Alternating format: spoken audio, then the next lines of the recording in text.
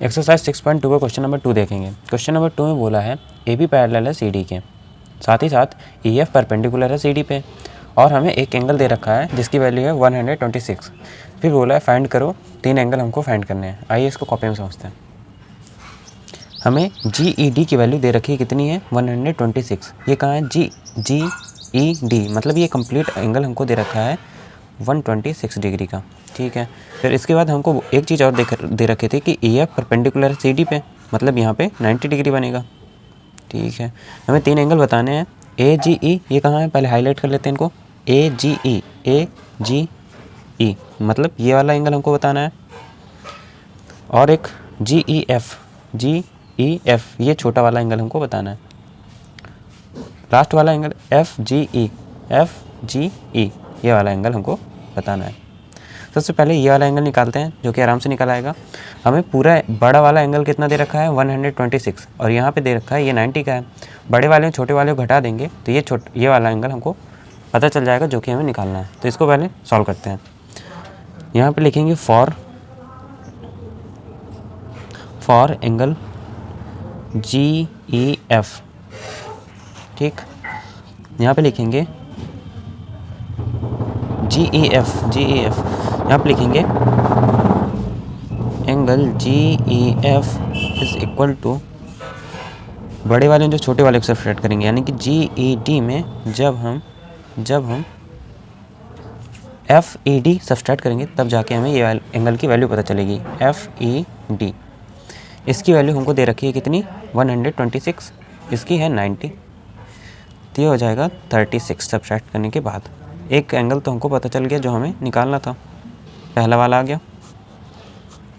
इस वाले एंगल की वैल्यू 36 होगी। अब ये वाला एंगल निकालते हैं।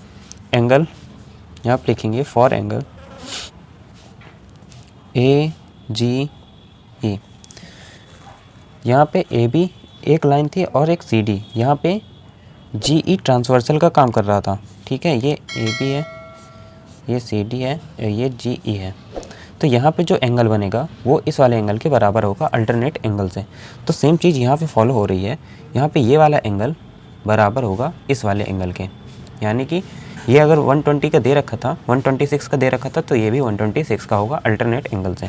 तो यहाँ पे लिखेंगे angle A G E is equal to angle G E D,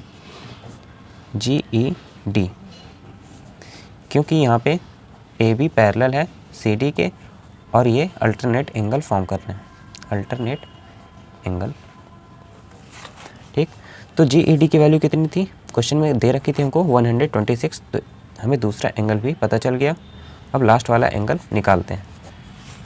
last वाला हमें ये वाला पता चल गया और ये वाला हमने निकाल लिया। अब निकालते हैं ये वाला एफ जी ई, ये कहाँ है एफ जी ई। यहाँ पे देखो ए बी क्या है स्ट्रेट लाइन में 2 एंगल बन रहे हैं, तो ये लीनियर पेयर फॉर्म कर रहा है, तो इन दोनों एंगल का सम 180 के बराबर होगा। तो 180 का बराबर होगा, तो बस इसी से हमारा ये वाला एंगल भी पता चल जाएगा, क्योंकि हमें यहाँ पे एक एंगल की वैल्यू पता है, इसकी नहीं पता, तो इसकी पता है, इसकी वाले से 180 से सब्सट्रैक्ट कर देंगे तो हमें ये वाला एंगल पता चल जाएगा। तो यहाँ पे लिखेंगे A F P is A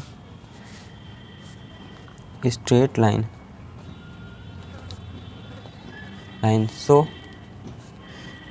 angle A G E plus angle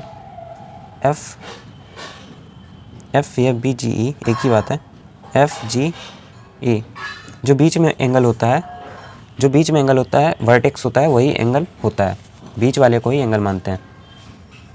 ठीक, इज इक्वल टू 180। रीजन दे देंगे लीनियर पेयर, ये लीनियर पेयर फॉर्म कर रहे हैं। इस वाले एंगल की वैल्यू हमने निकाल ली थी, कितनी आई थी 126। इसकी हमको निकालनी है वैल्यू एफ जी ई। 180 में 126 को सब्सट्रैक्ट करेंगे, कितना आएगा 454। तो इस एंगल की वैल्यू हो जाएगी 54 डिग्री। इसी के साथ क्वेश्चन नंबर 2 खत्म।